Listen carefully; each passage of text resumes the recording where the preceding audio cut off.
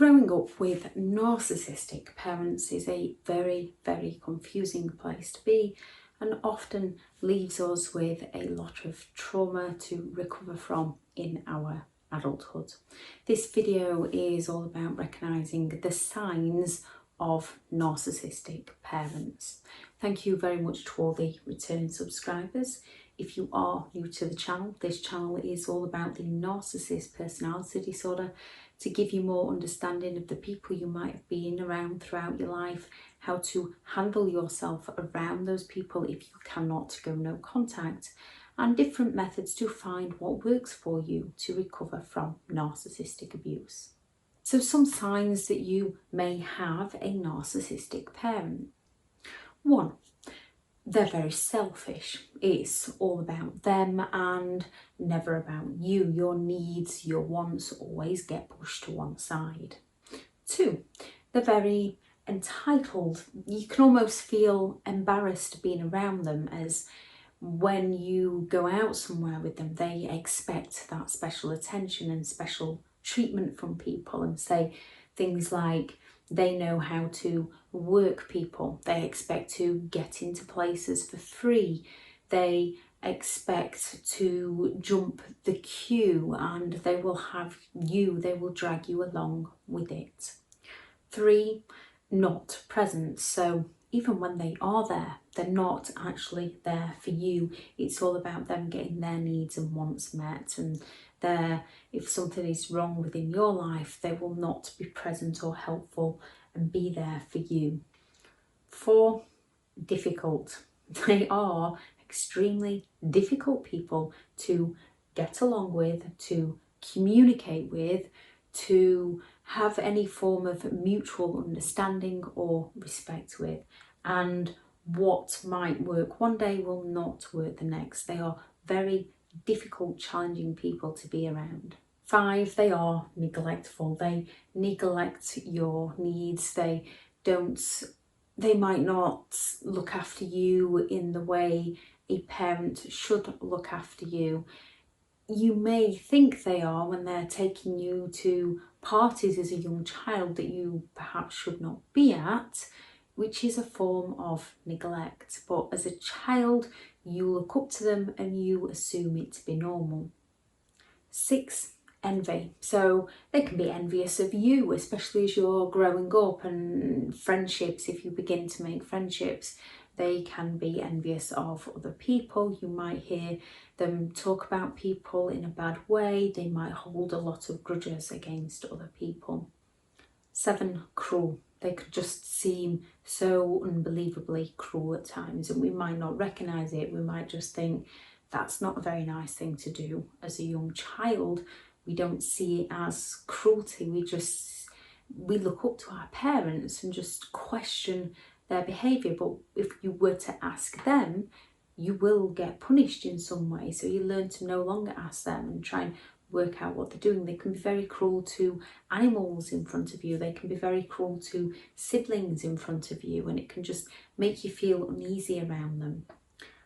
And controlling. Number 8, controlling. They have to control any and all situations and events and whatever's happening in your life.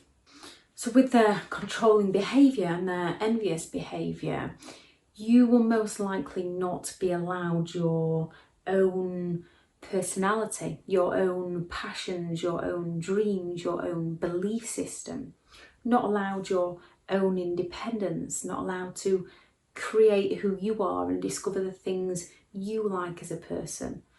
They will find ways to stop you from making them friendships, to stop you achieving those career goals that you would like to achieve, unless it's something that the narcissistic parent would have liked to achieve, that they can use to boast to other people. And then they will push you. Yes, parents can be pushy. Healthy parents can be pushy, but it's not pushy as in driving children into the depths of despair to achieve something that the parents can gloat about. Healthy parents are usually trying to raise confidence, raise the child's belief system, trying to help the child achieve the dreams that the child wants to achieve. A narcissistic parent will pull a child down over dreams they want to achieve if the narcissistic parent doesn't agree. A healthy parent, even if they don't agree, they will still be there backing the child every single step of the way if it's a career or a dream or a goal that that child wants. A healthy parent allows a child to develop their own independence. A narcissistic parent does not, because a narcissist often fears abandonment. If a child develops its own independence, it might abandon the narcissistic parents. They don't see them as a separate entity to themselves. Narcissistic parents see children as an extension of themselves, so they don't want to let that extension go unless it meets a need of the narcissist, if they can play the sympathy or the woe is me.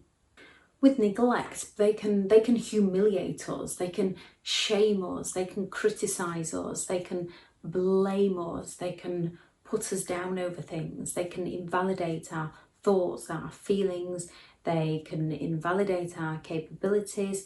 They can do this in front of other people, they can shame us in front of other people, they can either use a mistake we've made or belittle something that we're trying to achieve in front of other people, and then they'll claim that they are only joking when it's not a joke. If someone hurts your feelings and cannot recognise they've hurt your feelings and repeatedly hurts your feelings, it is not a joke. It's a form of manipulation, it's a form of control, it's a way to bring you down so they can feel better about themselves, it's a way to intimidate you, it's a way to get you to question who you are as a person.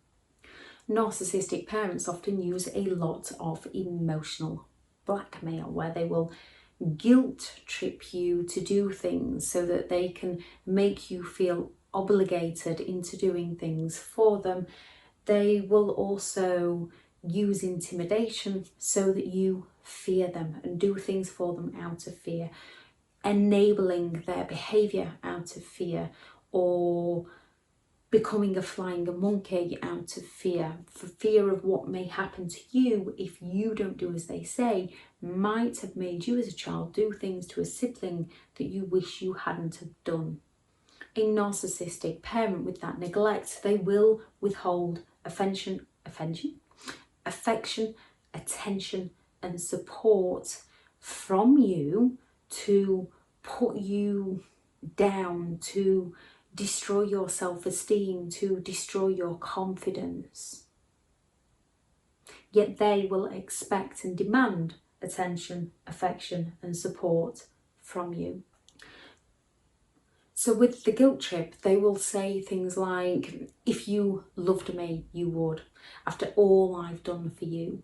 Narcissistic people often don't have a very good memory. If they've promised you something, and you were to question a narcissist about this promise, that they've usually promised it in a moment to distract you from the pain of that moment, to keep you living in the hope that they will deliver a promise that they will not deliver.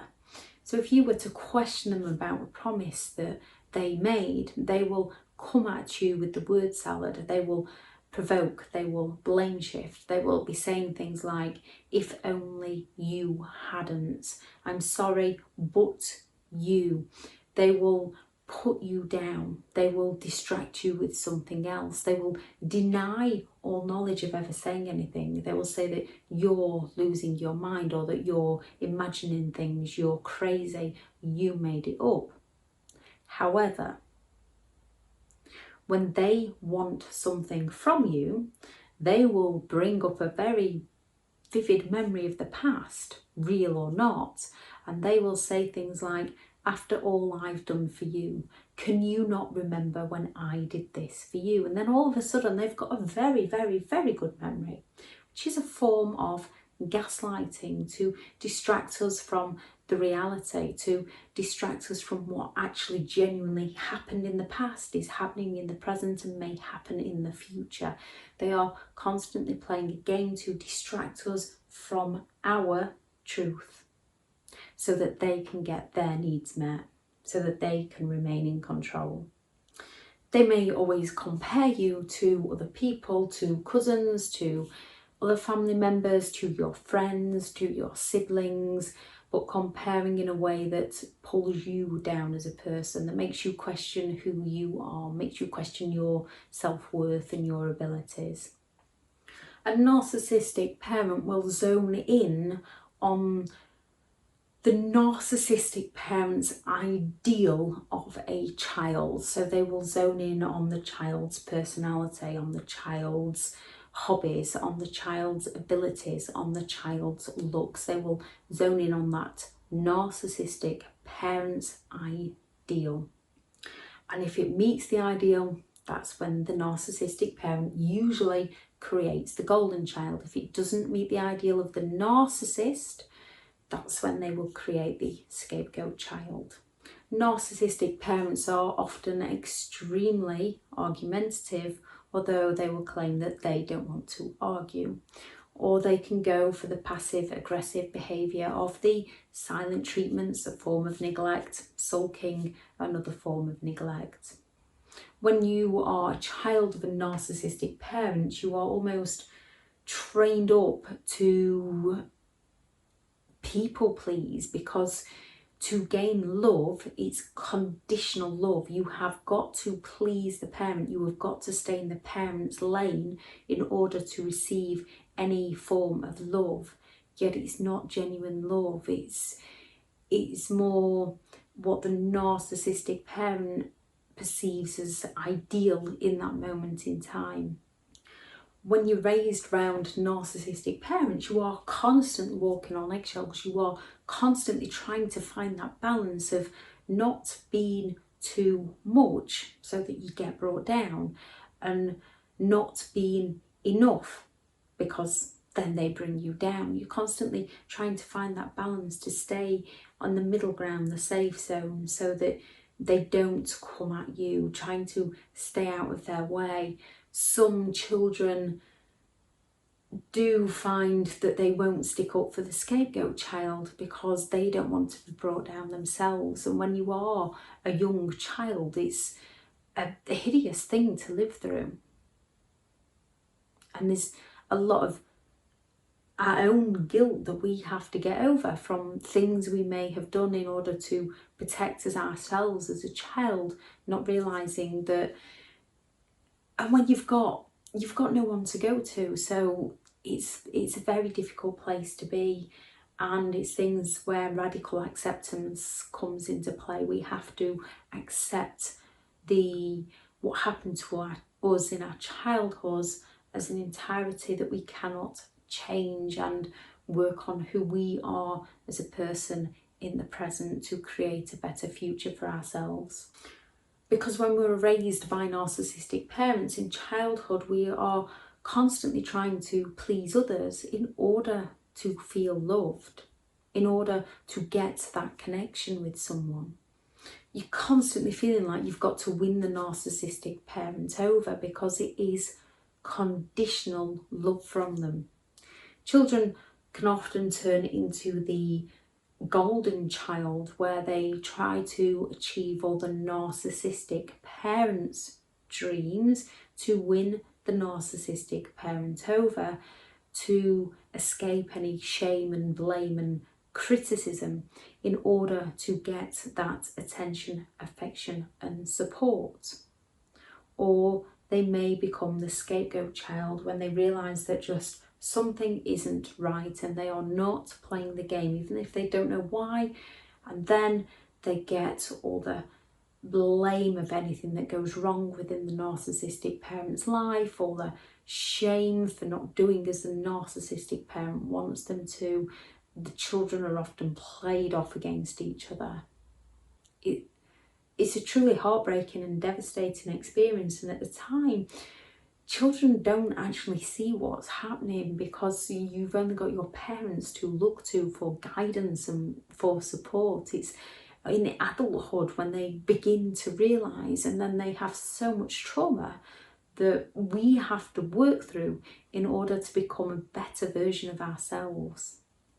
All children of a narcissistic parent, whether they are the golden child, the scapegoat child, whatever child they are, if they are the neglected child, they are all neglected.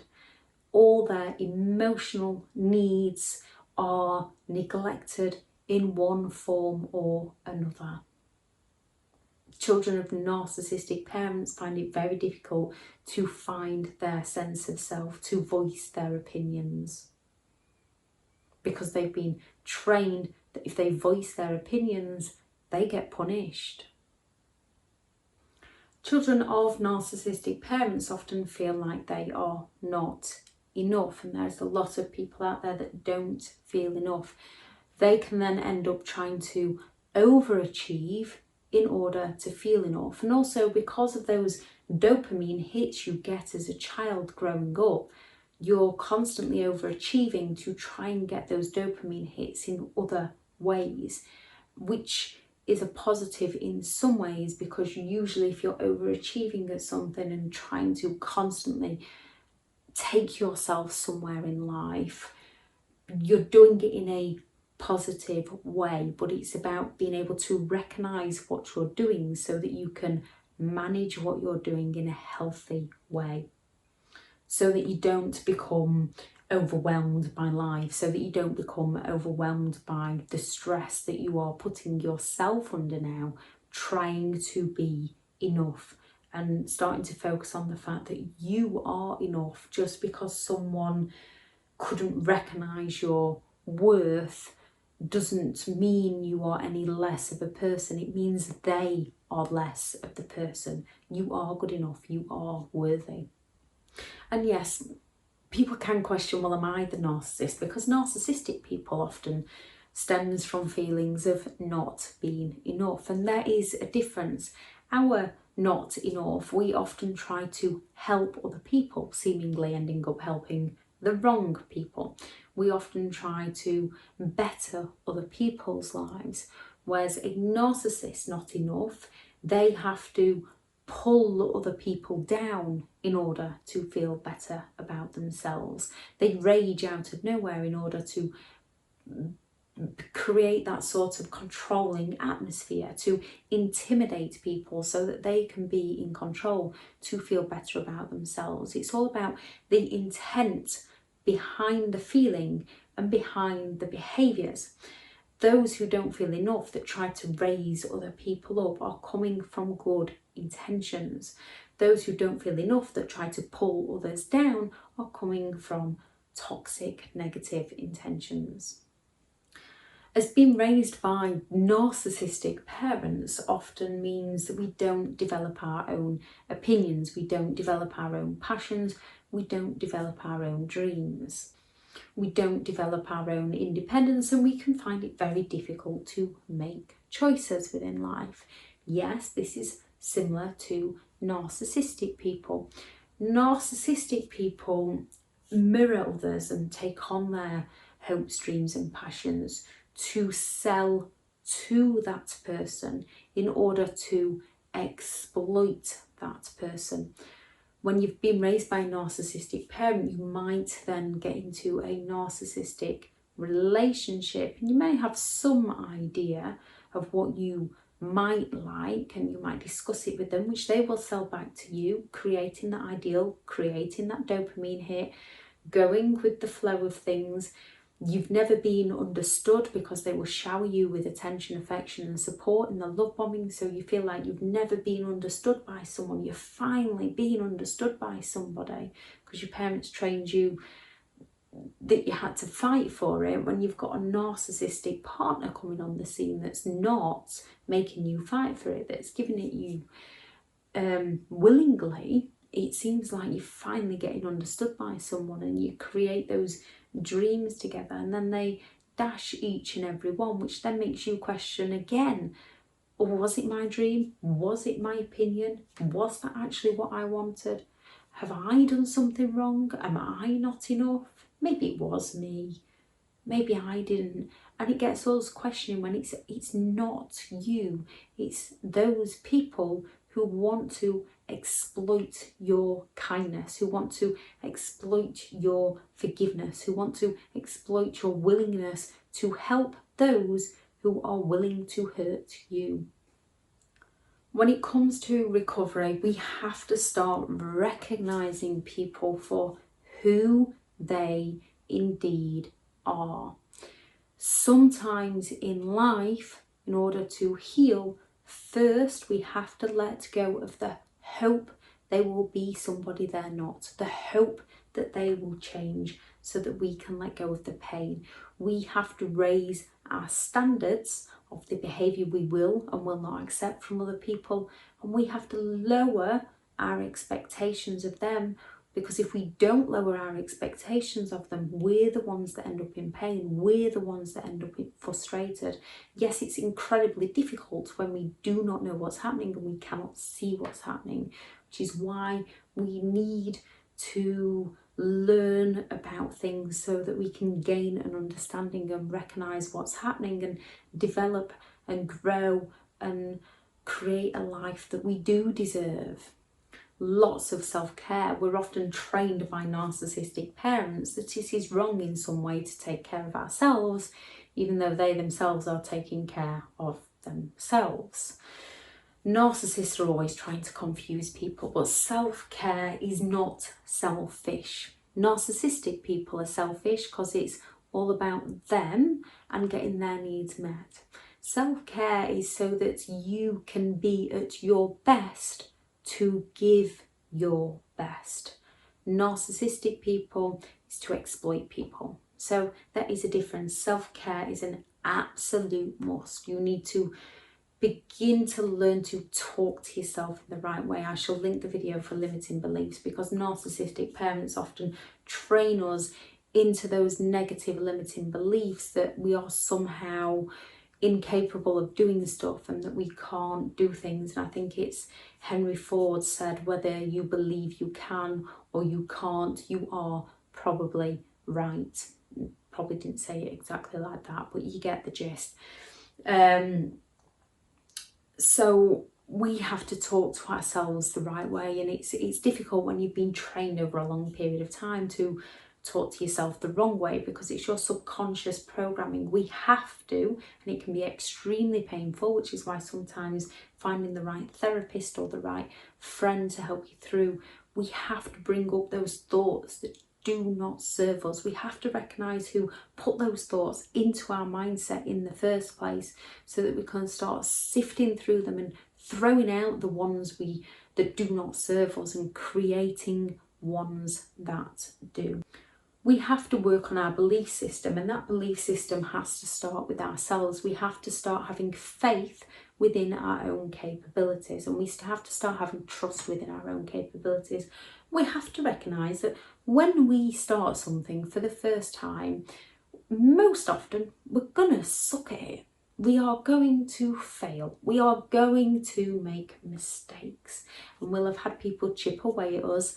We need to stop chipping away at ourselves and recognise that if we've never done something before, we're not going to know how to do it. But if we don't start doing it, we're not going to learn how to do it. So we have got to start having that belief within ourselves, that trust within ourselves, and that faith within ourselves to start and then keep going to achieve what we would like out of life. Then once we've got that passion about something, once we're up and running and going, we then start having trust in our own abilities, faith in our own abilities, and we no longer allow other people to pull us down over these abilities. And we can take ownership of our mistakes. We can take ownership of our errors in judgment. We then have to work on our values, so things like respect. So working on how you would treat other people and only allowing other people to treat you like that.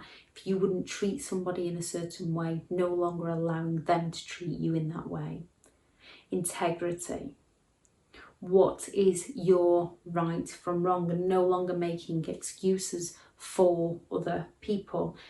Even if you think, well, I think that's wrong, but if they want to do it, that's up to them. Yes, it is, at a distance from you. because it doesn't match your integrity. So even if you can accept that you believe in some way what they are doing is wrong, but they're not really harming anybody, if you allow them into your lives because you believe it's wrong, it's going to eventually harm you. So knowing your right from wrong and walking with people that share similar beliefs in those right from wrongs, walking away from people who don't. And responsibility. You can often take ownership for your own behaviour, which is why we often end up blaming ourselves for narcissistic parents' behaviour towards us, for narcissistic bosses, co-workers, friends, partners' behaviour towards us, because we take ownership of our own behaviour. It's often why we blame ourselves. And there's nothing wrong with being responsible for who we are as a person, but we have to pass responsibility back to the rightful owner for who they are as a person. Perhaps not in person, because they're not going to listen to you, they're just going to bring you down, but either writing it down or in our mindset, knowing who they are as a person, knowing who we are as a person. Being responsible for our own lives, taking ownership for our own lives, taking ownership for our own hobbies, our own dreams, our own goals, our own independence. Yes, it's brilliant to be able to walk with someone and share life experiences with somebody. But there has got to be that give and take. Sometimes the scales will be balanced and it'll be 50-50 and life will be running smoothly. Sometimes one may be going through some situations and the scales will tip slightly and one person will be there for the other, and then it might go back to 50-50 and then it might go this way.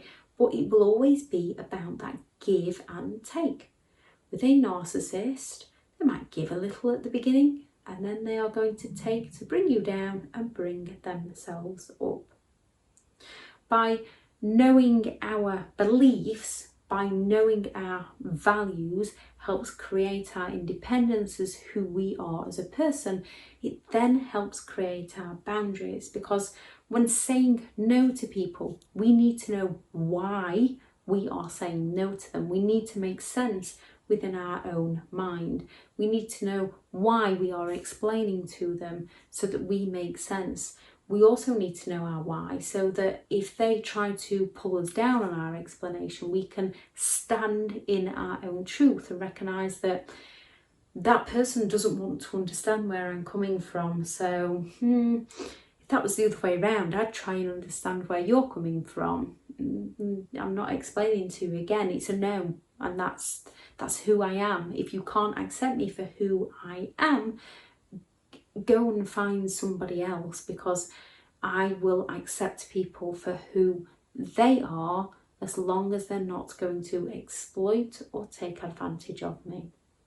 If anyone has any recommendations to what helped them recover from the trauma of a narcissistic parent, any therapy ideas, I know EMDR treatment is very good, please do add that into the comments, because so many people need to heal from childhood trauma in order to live their best life in adulthood and not repeat that trauma in their adulthood.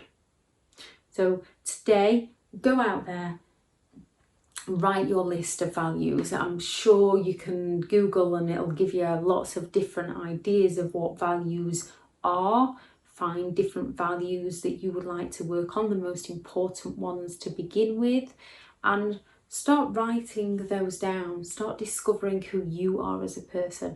The same as hobbies, start developing them hobbies again. What things did you truly enjoy doing as a child? You might not enjoy them now, but it's always worth giving it a go and seeing whether you do. If you don't try, you don't know.